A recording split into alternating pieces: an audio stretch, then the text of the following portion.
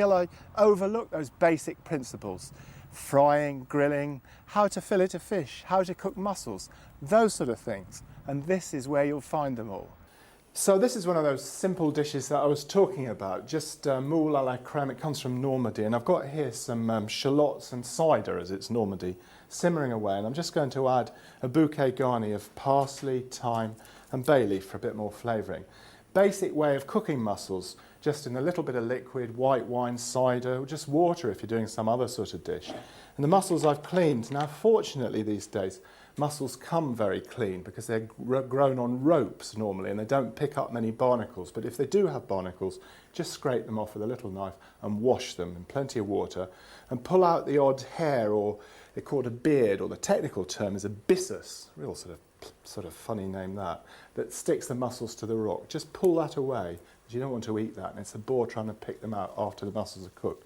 Pull them away and just pour all the mussels into the pan. Now then, just stir them around a bit and all those lovely aromatic juices.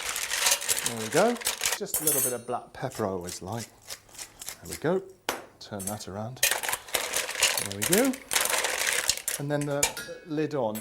So you then leave them to cook for about 3 or 4 minutes. And it's very important that as the mussels start to open, you turn them over one last time and then take them out. Don't leave them to cook on. Once the shell is opened, they're cooked. If you leave them to cook on any longer, they become sort of rather tough and tasteless.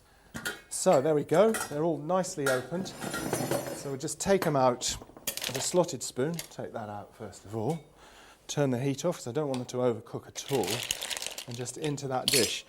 Now then, just be careful when you're doing this that you don't put in any that haven't opened. Do you know what? I'm not totally sure about this, but most books say to discard them. Well, we don't know everything, do we? But generally, what I'm saying is, if any of them haven't opened at all, and as you can see in this batch they have, just chuck them out. And incidentally, while I'm saying this, when you buy mussels, it's quite common to see 1 or 2 of them just slightly gaping open, and that's perfectly all right because it's only when they're really sort of open like that they're a bit of a worry. And also, it's a good idea, if they are gaping open, just take the mussel and just go like that. And if it starts to close up, you know it's still alive and there's no worries about that. But, you know, I just think mussels generally are much less worry than people think. You know, people always think, oh, mussels are bound to get food poisoning from that. But, you know, they're clean little animals, really. So, just get the last of those out. Smelling lovely. I mean, I love cooking mussels, and just the sort of one of those, dare I say it, tastes of the sea, which are... Right, now I'm just going to turn the heat back up and make a sauce out of the juice. Now, first of all, into that sauce goes some beurre manier. And beurre manier, we use it all the time in the kitchen. It's a mixture of softened butter and flour, rather more butter than flour. Don't want it too sort of stodgy. So that goes in there. I should have broken it up into little bits. That's what it says in all the textbooks, but what the hell, it'll soon dissolve.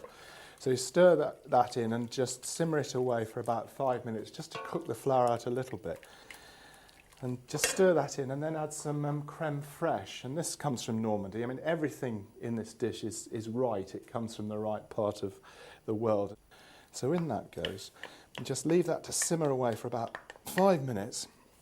And I'll just taste it now, just to make sure that the sort of seasoning level's right. Now, you have to be really quite careful with mussels because depending on where they've been grown, sometimes they're extremely salty if they've come from the sort of ocean beaches. They can be very salty little critters, but these aren't too bad. So I'm just going to add a little bit of sea salt here. Just leave that to cook out. Okay, so that's reduced down a little bit and nicely thickened up, coating the back of the spoon, as I always like to say. Finally, just some parsley, lots and lots of freshly chopped, finely chopped parsley. I always find it a bit difficult to sort of in the recipes to describe what I mean by a bunch of parsley, and in the end I came up with the idea of saying not a bunch but by the tablespoon, because you know, what is a bunch? Is it a little bouquet or is it a great big sort of, you know, massive bunch? So what I reckon is about 25 grams of bunch parsley makes about 3 tablespoons of chopped parsley. Try it.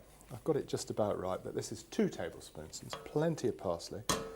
And that's just about it for the dish. Just pour that lovely sauce all over the mussels. So that's it. More